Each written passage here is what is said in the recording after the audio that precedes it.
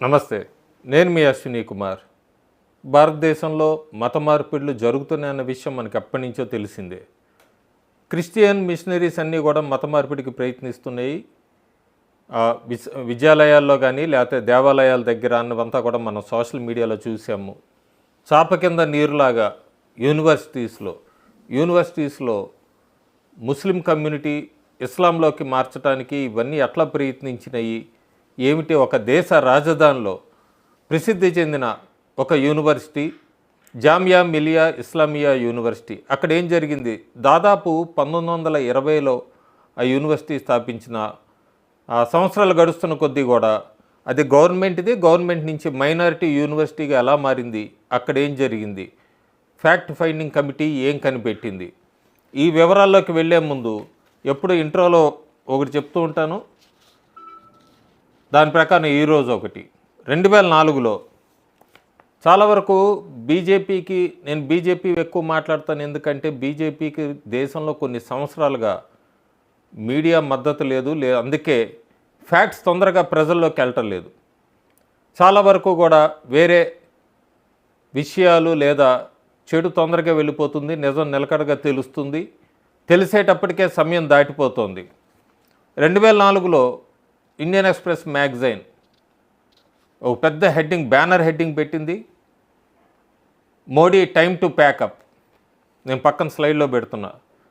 2004లో Modi time to pack up. నీకు ఓటర్లు ఏం చెప్తున్నారో వినబట్టలేదా? కోర్టులు ఏం చెప్తున్నాయో అర్థం కావట్లేదా? నీ కొలీగ్స్ మిత్రులు ఏమంటున్నారో నీకు అర్థం కావట్లేదా అంటూ క్వశ్చన్ మార్క్ పెట్టి ఇట్స్ టైమ్ టు ప్యాకప్ అని పెద్ద హెడ్డింగ్ పెట్టింది 2004. దాదాపు 10 సంవత్సరాల తర్వాత మనం ఏం చూసామో అందరికీ తెలిసిందే, వాళ్ళకు కూడా తెలిసే ఉంటుంది. 10 సంవత్సరాల తర్వాత ఆయన ప్యాకప్పే అన్నీ సర్దుకొని ఢిల్లీకి పయనమయ్యారు, దేశ ప్రధానమంత్రి అయ్యారు. మళ్ళీ 10 సంవత్సరాలు ఇంకా ఆయన ప్రధానమంత్రిగానే ఉన్నారు. అంటే 2004లో ప్యాకప్ అని పెట్టిన మీడియా 2024లో కూడా నరేంద్ర మోడీని ప్రధానమంత్రిగానే చూస్తూనే ఉంది. సో ఇట్లా మీడియా వర్షన్స్ అంతా కూడా గతంలో ఎంత సోషల్ మీడియా లేదా యూట్యూబ్ ఛానల్స్ ఇవన్నీ లేనప్పుడు ఇలాంటి ప్రచారం జరిగేది. బ్యానర్ హెడ్డింగ్, ప్రజలు నిజమేమో అని నమ్మేవారు. ఇప్పుడు నిజం కూడా రెండు వైపులా, నాణానికి రెండు వైపులా కూడా చూడగలుగుతున్నారు. సోషల్ మీడియాలో అదొక అడ్వాంటేజ్ కూడా ఉంది. జామియా మిలియా ఇస్లామియా యూనివర్సిటీ ఏం జరుగుతుంది అక్కడ? అసలు ఎందుకు ఈ ఫ్యాక్ట్ ఫైండింగ్ కమిటీ అనేది ఏర్పడింది? దీని గురించి చెప్పేటప్పుడు ఆగస్టు 4, 2024లో జంతర్ మంతర్ దగ్గర చాలా పెద్ద డెమాన్స్ట్రేషన్ జరిగింది. వాల్మీకి సామ్రాజ్య మెంబర్సు వీళ్ళందరూ కూడా ఆ యూనివర్సిటీలో పనిచేస్తున్న ఒక ఉద్యోగి రామ్ నివాస్కి మద్దతుగా అక్కడ చేశారు జంతర్ మంతర్ దగ్గర. అతను నన్ను హెరాస్ చేస్తున్నారు యూనివర్సిటీలో అందరూ కూడా జేఎంఐలో, ఎందుకంటే నేను ముస్లిం అతన్ని కాదు, అందుకే అంటూ నాకు కాల్ ఫర్ జస్టిస్ అని పెద్ద ఉద్యమం ఒకటి తీసుకొని వచ్చారు. చాలామంది ఆ ఉద్యమానికి మద్దతు తెలిపారు. అప్పుడు ఒక రిటైర్డ్ జడ్జ్ దిరంగర్, అట్లాగే Delhi retired superintendent of police Srivastav వీళ్ళందరూ కూడా ఒక ఫ్యాక్ట్ ఫైండింగ్ కమిటీ కింద ఫామ్ అయ్యారు.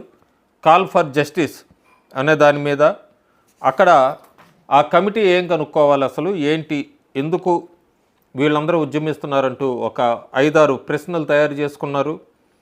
ఏం ఎంక్వైరీ చేయాలంటే అక్కడ కన్వర్షన్స్ అవుతున్నాయా లేదా ముస్లింలోకి, నాన్ ముస్లిమ్స్ని అక్కడ హెరాస్ చేస్తున్నారా, అసలు నాన్ ముస్లిమ్స్ ఎందుకు తగ్గిపోతున్నారు ఆ యూనివర్సిటీలో మైనారిటీగా ఎందుకు మారుతోంది, అక్కడ ఏం జరుగుతుంది, నిజ నిర్ధారణ కమిటీ. అంతేకాకుండా యాంటీ నేషనల్ యాక్టివిటీస్ ఏమైనా జరుగుతున్నాయా, ఇవన్నీ కూడా ఎంక్వైరీ చేయడానికి, రాడికల్ ఎలిమెంట్స్ ఏం చేస్తున్నాయి అక్కడ ఆ యూనివర్సిటీలో, ఇట్లాంటివన్నీ కూడా ఎంక్వైరీ చేయడానికి ఏర్పడిన నిజ నిర్ధారణ కమిటీయే కాల్ ఫర్ జస్టిస్. శుక్రవారం నాడు సాయంత్రం 4 గంటలకి మీడియాను ఉద్దేశించి మాట్లాడారు ఆ ఫ్యాక్ట్ ఫైండింగ్ కమిటీ. రిపోర్టు విడుదల చేశారు. చాలా షాకింగ్ విషయాలు బయటపడినాయి. ఒక దేశ రాజధానిలోనే ఒక యూనివర్సిటీలో ఇలా జరుగుతున్నాయంటే బయటికి రానివ్వలేదు. లోపల ఉద్యోగులు కానీ, ప్రొఫెసర్లు కానీ, విద్యార్థులు కానీ చాలా చాలా అణచివేయబడ్డారు ముస్లింలు కానందుకు. ఆ యూనివర్సిటీలో దిరంగర్ కమిటీ కానీ, ఫార్మర్ కమిషనర్ ఇందాక చెప్పినట్టు మాజీ ఢిల్లీ సూపరింటెండెంట్ కాదు, కమిషనర్ ఆఫ్ పోలీస్ ఆయన శ్రీవాస్తవ్, మిగతా మెంబర్స్ ఏం కనుక్కున్నారు అక్కడ ఫ్యాక్ట్ ఫైండింగ్ కమిటీ? ప్రతి విట్నెస్ స్టూడెంట్స్ దగ్గర తీసుకున్నారు, ప్రొఫెసర్ల దగ్గర తీసుకున్నారు, అందరి దగ్గర వాళ్ళు రిపోర్ట్ తీసుకున్నారు. రిపోర్ట్ తీసుకున్నాక అసలు అక్కడ ఏం జరిగింది అనేది కూడా ఒక రిపోర్ట్ విడుదల చేశారు. ఆ విడుదలలో కొన్ని పాయింట్స్ వరకే చెప్తాను, టోటల్ రిపోర్ట్ ఇంకా బయటికి రాలేదు. కొన్ని పాయింట్స్ వరకు, ఇంపార్టెంట్ పాయింట్స్ వరకు రిపోర్ట్లో ఇవి చదువుతాను. అసోసియేట్ ప్రొఫెసర్కి ప్రమోషన్ ఆపేశారట. ఎందుకంటే ఆయన ఇస్లాంలోకి మారనన్నందుకు. హిందూ అసిస్టెంట్ కంట్రోలర్ ఎగ్జామినేషన్కి సంబంధించిన అతనికి మామూలుగా ఎమ్యూనిటీస్ అన్నీ ఇస్తారు, క్యాబిను, ఫ్యాను, ఏసీ, చైర్ అంతా కూడా. అతనికి ఇలాంటివి ఏమీ కూడా యూనివర్సిటీలో ఇవ్వలేదట. ఎందుకంటే అతను కాఫీర్ అని అతన్ని పిలిచారట. ఫ్యాకల్టీ మెంబర్స్ అందరినీ కూడా బాగా ప్రెజర్ పెట్టారట. ఫ్యాకల్టీ మెంబర్స్కి ఆ యూనివర్సిటీలో ఇస్లాంలోకి మారండి, ముస్లిం అమ్మాయిని పెళ్లి చేసుకోండి అంటూ కూడా బాగా బలవంతం పెట్టారట యూనివర్సిటీలో పనిచేస్తున్న ఫ్యాకల్టీ మెంబర్స్ని. ఇంకొక ప్రొఫెసరు, మహిళా ప్రొఫెసరు, పేర్లు ఏం చదవట్లేదు ప్రొఫెసర్లువి, ఇంకొక మహిళా ప్రొఫెసరు ఆమె ఇస్లాంలోకి మారకపోతే యాసిడ్తో ఆమె మొహం మీద యాసిడ్ వేస్తామని చెప్పి బహిరంగంగా అక్కడ యూనివర్సిటీలోనే భయభ్రాంతులకు గురి చేశారట. ఇంకొక మహిళా ప్రొఫెసర్కి ప్రమోషన్ ఇవ్వమన్నారట. ఆమె హైకోర్టుకి వెళ్ళింది. తర్వాత అక్కడ కొద్దిగా రిలీఫ్ దొరికింది. జాయిన్ అయిన 2 నెలలకు ఒక అసిస్టెంట్ ప్రొఫెసర్కి హోలీ బుక్ ఇచ్చారట. షెడ్యూల్డ్ డిస్కషన్ ఇస్లాం మీద చెప్పమన్నారట పాఠాలు. ఆయన నిరాకరించారట. ఆయన హెరాస్ చేశారట. ప్రమోషన్లు కూడా ఆపేశారట. ఆయన హోలీ బుక్ ఇస్లాంలోకి సంబంధించింది ఏది కూడా చెప్పనన్నాడని.